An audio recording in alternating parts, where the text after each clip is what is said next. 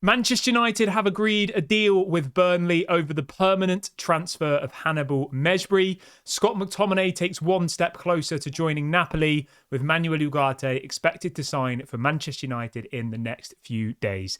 These are some of the stories we will be discussing on this evening's show. But before we get into that, please do me one small favour. Smash a like on today's video. Let's try and see 1,000 likes on this episode. And if this is your first time watching, please do subscribe to the channel. We're literally on the brink of hitting 40,000 subscribers. So if this is your first time watching, make sure you get involved. It's completely free content and everyone is welcome. Right, let's start the show off by talking about the big story that everyone wants to talk about, and that is Manuel Ugarte. This is coming out from Sky Sports in the last couple of minutes, and they are confirming that apparently Manchester United and PSG are now discussing the final details on the payment structure for the Manuel Ugarte deal. Sky Sports are reporting that everything will accelerate in the next 24 hours as Scott McTominay's departure is yet to be confirmed. So the latest on McTominay is this. Manchester United have agreed a 30 million euros deal with Napoli. McTominay has apparently agreed personal terms with Napoli as well. He's currently negotiating an exit package with Manchester United. I think this is something to do with him apparently going to be earning less money at Napoli, which I thought was strange, but I don't know, it is what it is. McTominay's only on 60,000 a week, pounds, which I guess in euros will be a little bit more. And, you know, you'd think that Napoli would be able to pay him that type of money, but maybe they don't. Maybe they're not willing to. I don't know the ins and outs of the contract.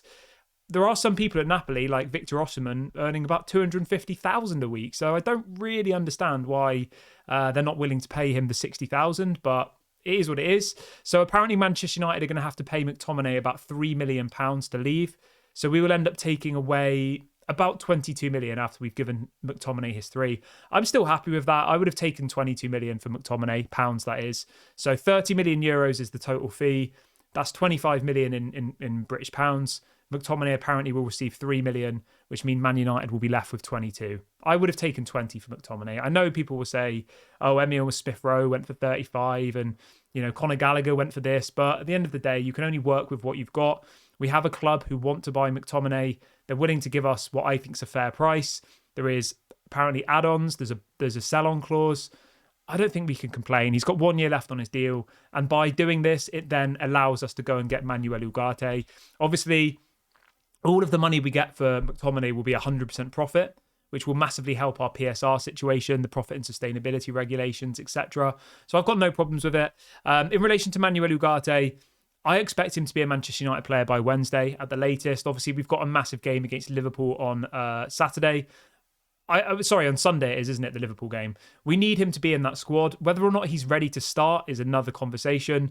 Manchester United will train every day this week apart from Saturday. So if we signed him on Tuesday or Wednesday, you know, he could be in training on Thursday and Friday, and he could then at least make the bench for the game against Liverpool on Sunday. Obviously, after that is the international break. I think is it 2 weeks, the international break? Something like that. So it's a little bit disappointing the timing-wise because, you know, effectively he will have missed 4 games, including the Community Shield, if we don't get him by the time the Liverpool game comes around, which, you know, that could make a massive difference. If we obviously lose against Brighton and lose against Liverpool, and say we would have had a better chance if Manuel Ugarte was there. Now, that's obviously hypothetical, but, you know, you still want to go out at the beginning of the season with your best possible team, don't you? And at the moment, De Ligt doesn't seem ready to start. Joshua Zirkzee seems a little bit unfit. Lenny Yoro's injured. Like, Mazraoui's obviously been a massive success so far, but at the moment, it's pretty much the same 11 as it was last year, realistically, because for whatever reason, Zirkzee and De Ligt aren't ready to start yet.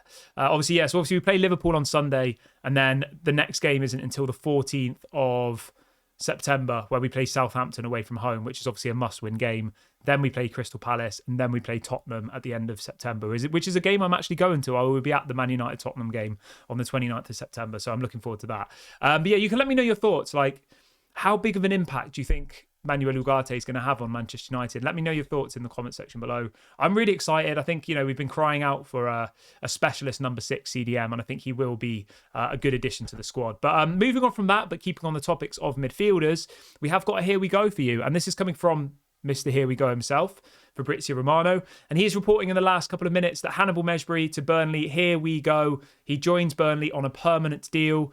Apparently, there was some talks that it was going to be a loan with an obligation to buy, but now it's just going to be a straight permanent deal. This is being widely reported. I'm still trying to find out how much the fee is. I have a feeling that it's going to be really low.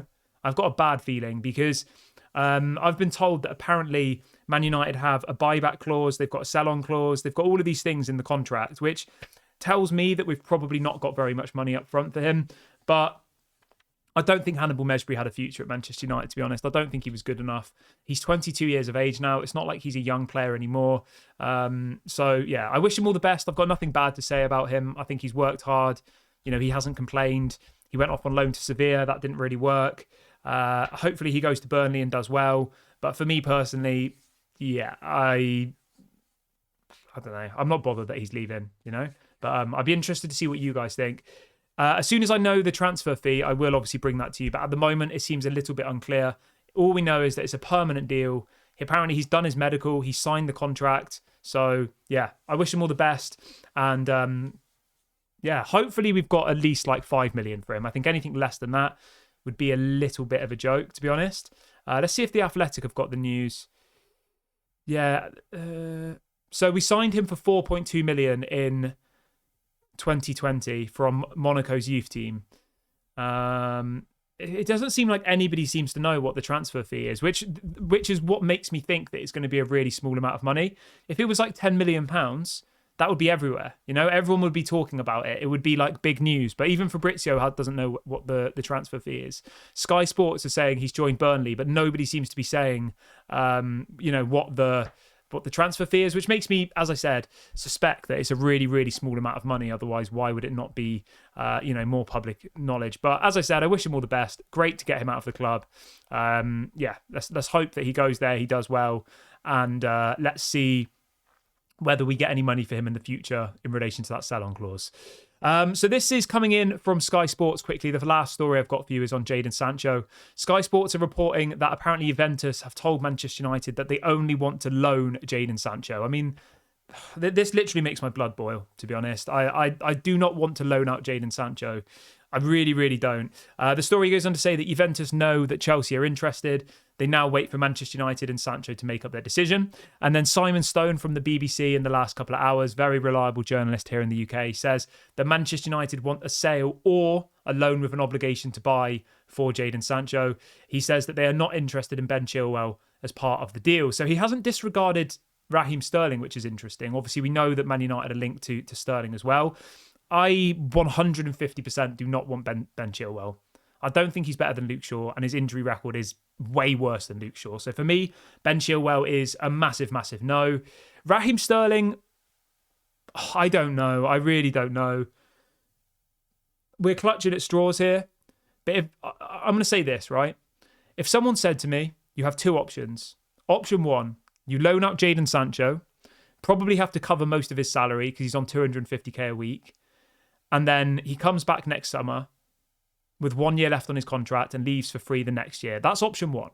So if you just give Jadon Sancho a loan, not only are you facilitating bad behaviour, facilitating a bad attitude, facilitating and allowing a player to call out a manager and continuing to pay his wages at another club, that's what you're doing. You're not only doing that, but you're doing that in the knowledge that when he comes back, he'll have 1 year left on his deal, and there is no way he's going to sign a new contract at Manchester United. So he'll come back, he'll run his contract down and leave for free. So that's option one. Option two is maybe you entertain this Raheem Sterling swap deal. Now, obviously, option three is that someone buys him for actual money. That's what I would like. That's my preferred option, 100%. I want cash for Jadon Sancho. Even if it's a loan with an obligation to buy, I would be happy with that. But if I had to pick between option one and option one is a straight loan and he comes back next summer, and option two is a swap deal with Raheem Sterling, I'd probably take Sterling, to be honest. And I know people are like, they're probably going to be like, what the hell are you talking about? But if it gets to that position where we can't get any money for him and it's either we loan him out and pay his wages or we swap him for Sterling, like I would rather have a player we can actually use, i.e. Sterling, than a player who has disrespected the club, leaves on loan and we have to pay his wages. Like that just rubs me up the wrong way. So for me, hopefully we can, get a full sale through, but we'll wait and see what happens there. But let me know your thoughts on everything in the comment section. I'll be back at 8:30 tomorrow morning. Make sure to leave a like, drop a comment, subscribe. This has been Daily Red Devil. Have a lovely evening and I'll speak to you all later. Bye for now.